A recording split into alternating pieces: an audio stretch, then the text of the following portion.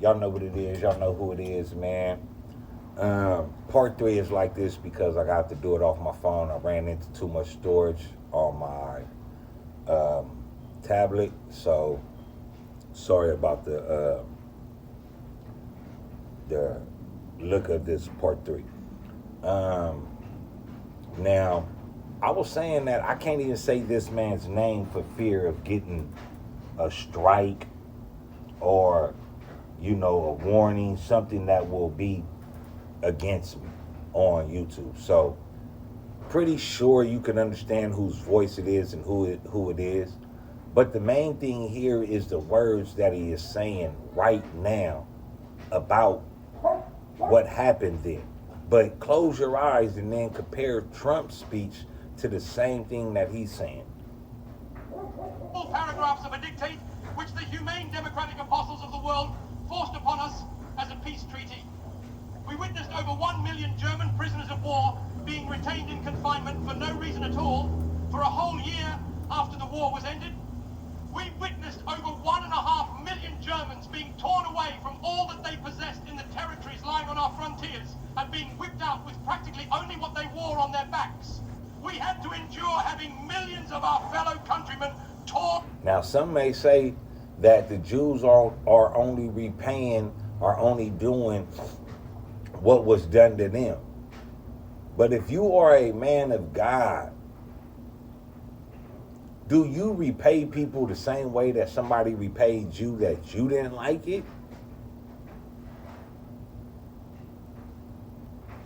I mean, if somebody brought you in and gave you somewhere to live and let you thrive and flourish, would you treat them with malice and degradation because somewhere else, a million miles away, treated you like that? If you felt the need to repay somebody in the same way with said behavior, you don't repay the person that brought you in and allowed you to thrive and flourish. From us without their consent and without their being afforded the slightest possibility of existence. I could supplement these examples with dozens of the most cruel kind. For this reason, we ask to be spared all sentimental talk. The German nation does not wish its interests to be determined and controlled by any foreign nation. France to the French, England to the English, America to the Americans, and Germany to the Germans. And what's wrong with that? The Ashkenazi Jew is the only race that says they are God's people, but yet they are not Semites. And they have a right to a land that God promised them thousands of millions of years ago.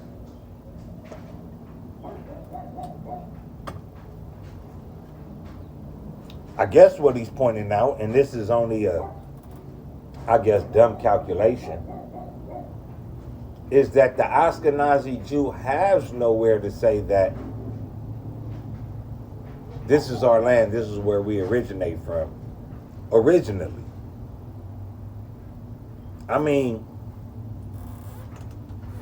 Americans have America, Germany has German, Jews have honest and passive, but yet I guess aggressive question. And it's a legit question, like, where does these Jews have a place to call home? Israel. We are resolved to prevent the settlement in our country of a strange people which was capable of snatching for itself all the leading positions in the land, and to oust it, for it is our will to educate our own nation for these. And these is all, just for another disclaimer, these are all allegations.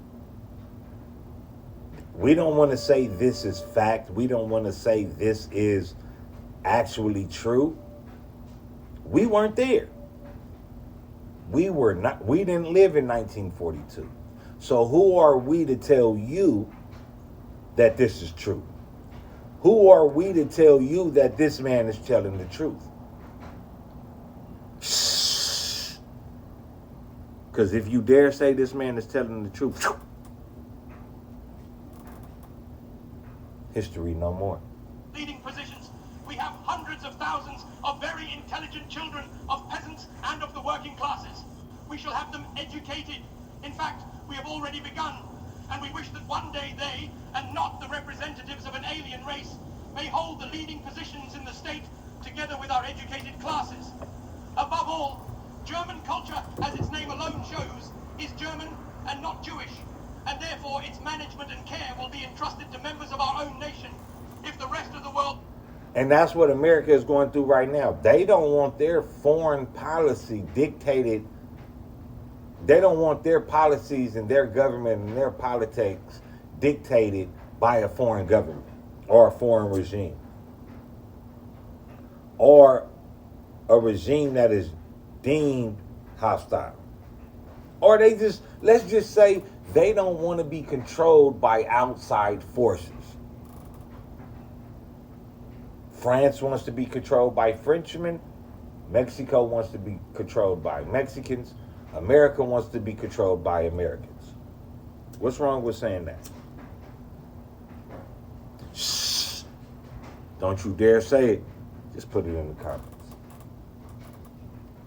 Cries out with a hypocritical mien against this barbaric expulsion from Germany of such an irreplaceable and culturally eminently valuable element, we can only be astonished at the conclusions they draw from this situation. But how thankful they must be that we are releasing these precious apostles of culture and placing them at the disposal of the rest of the world.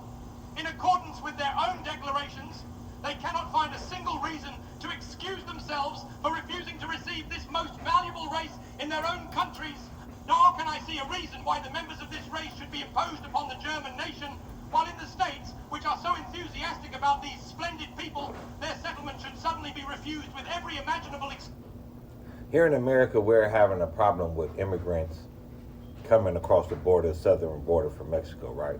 We're not having the problem with immigrants coming from Canada, the northern border, right?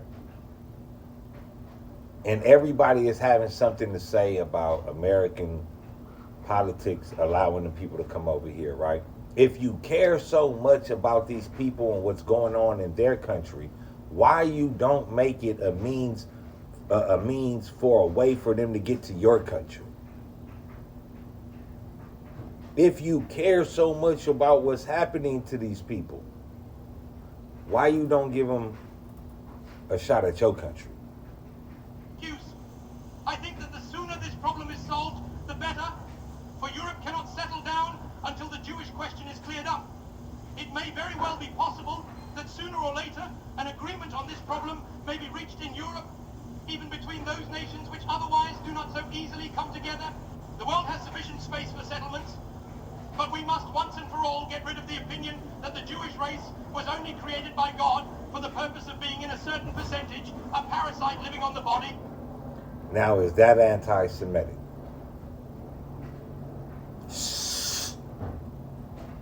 You better not dare answer that question. Put it in the comments.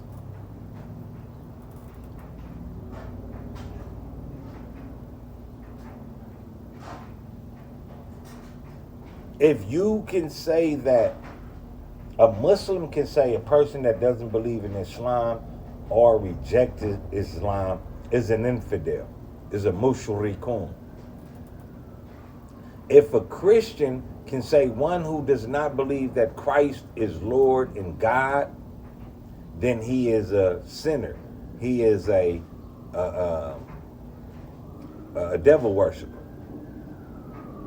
If one doesn't believe that the Jewish people are God's people and have the right to treat everyone else as they please, these seem like religious matters. And it seems like somebody is taking, don't you dare say it, put it in the comments. It seems like one religious group is living by Malcolm X's words that we will prevail by any means necessary.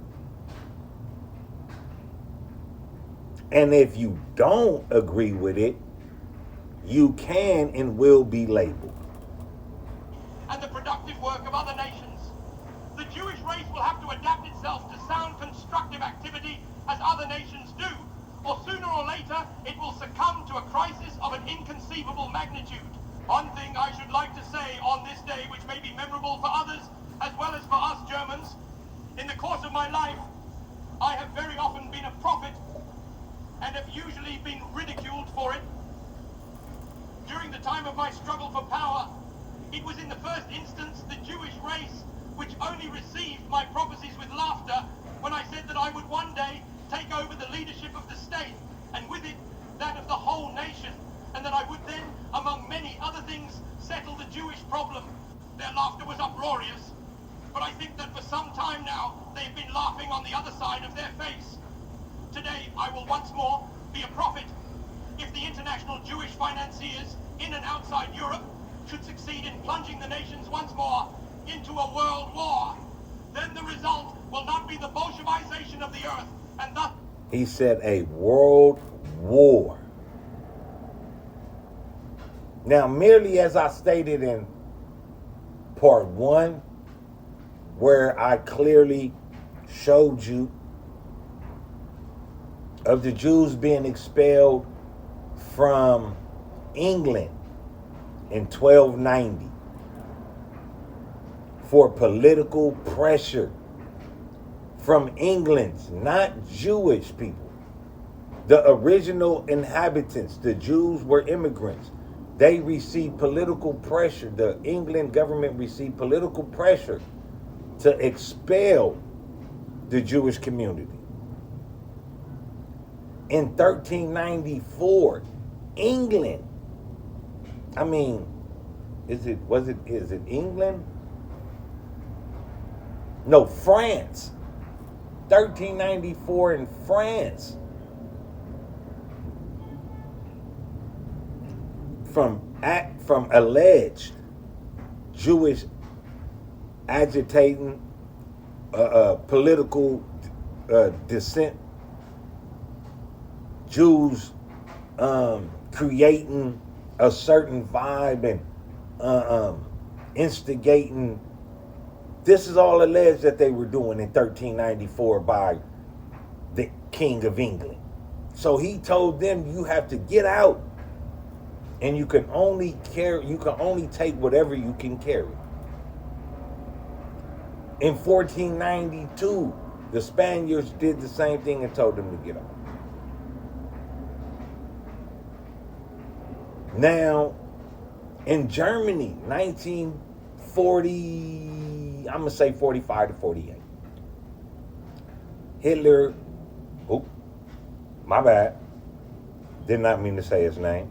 But this guy takes power, has the same problems with the Ashkenazi Jew, and now the world is deeming him a bad guy.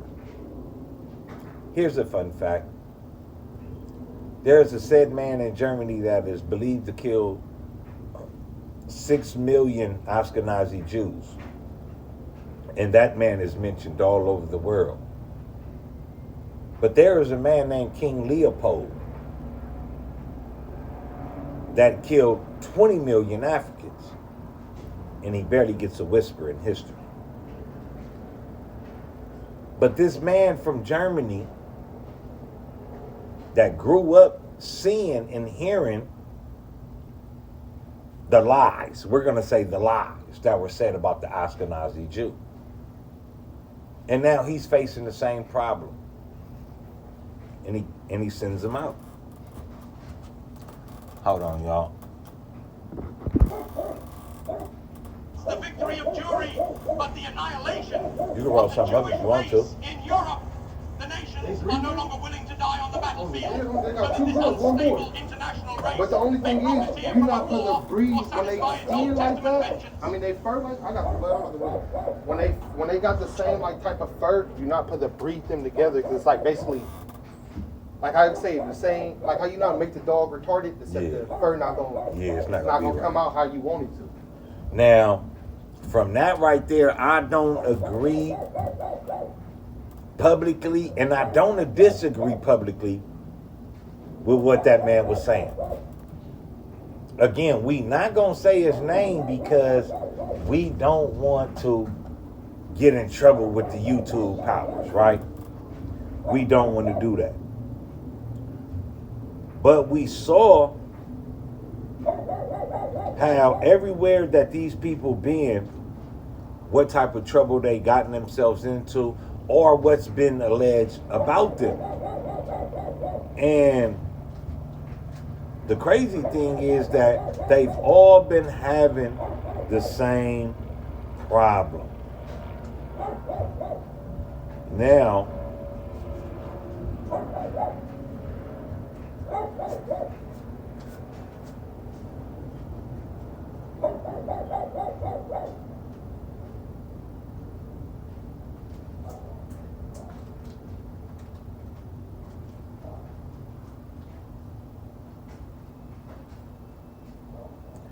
Now, we seen from what happened in 1290 AD. We seen what happened in 1290 AD in England. We seen what happened in 1394 in France. We seen what happened in 1492 in Spain. And we seen what happened in Germany, let's say around 1914 to like 1933-ish, right? Leading up to like 48, right? So from 14 to 48, there was a situation in Germany between that country and a said person that held political power. So when that problem was resolved, and that's the ending of World War II, now we have the 19th or the 20th century, and there arises another problem with the Ashkenazi Jew. And to give an in-depth look at that, we're going to use content from the Middle East Eye. So go out and subscribe to them. Shout out to them. Do I agree with this content? Publicly, I'm not going to say. Privately, I'm not going to say. It's like none of your business. But what I will do is just play the content of what's going on and what built up in their world.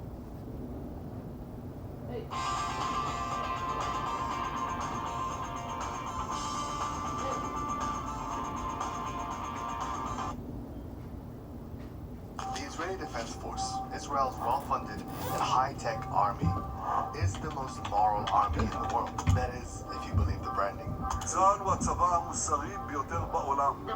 moral army in the world. IDF is a moral army. The most moral. The IDF does more to safeguard the rights of civilians than any other army in the history of warfare. But apart from the allegations of war crimes in Gaza, the attempts to paint it as an animal-friendly, queer-friendly, religiously tolerant military institution, the history of the IDF says more about it than its social media image. Before the formation of the State of Israel in 1948, and before there was an Israeli army, there were three underground Zionist militias. The Haganah.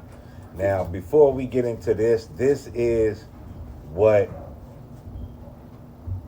the Jews that left Germany ended up going to Palestine. And these people opened their arms to them, allowed them to come into their land, treated them fairly. And mind you, there were Ashkenazi or Jews already living in Palestine for centuries. But now that these new wave of Jews are coming in,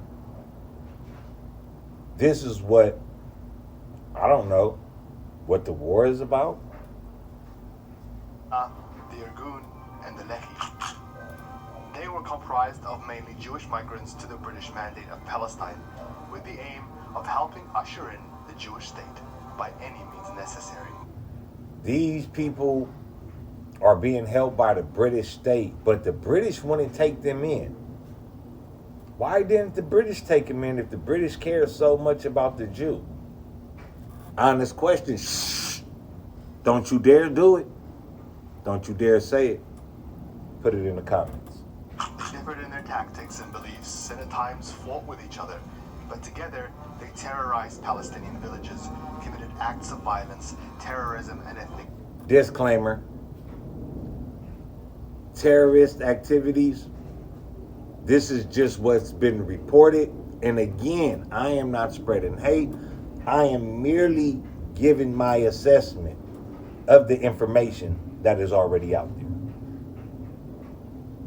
Cleansing and executed bombings and assassinations against the British to force them to give up control of the land. They blew up hotels in Jerusalem, embassies in Europe, and assassinated a... No. Those Jews wasn't doing that. Those were Irishmen that donned Jewish clothing and did that. And hid in the synagogues with people, however you say it. Those were Jewish people. They're lying on them. Shh. Don't you dare disagree with me. But if you do, put it in the comments. UN mediated. All of this happened before 1948, because after Israel was officiated as a state, these three groups would be brought together to create the IDF, and their militia leaders would go on to form Israel's government, become politicians, ambassadors, and prime ministers. And their dark history would be forgotten. But that's not nothing new. I mean, America did that. Oh.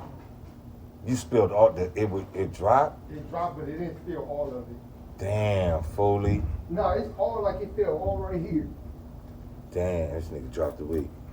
But it's not like, that's not what America did, right? I mean, America came in, they kicked out the Indians. That's what people say. Americans that are Caucasians are immigrants to this part of the continent. I mean, that's what the people say.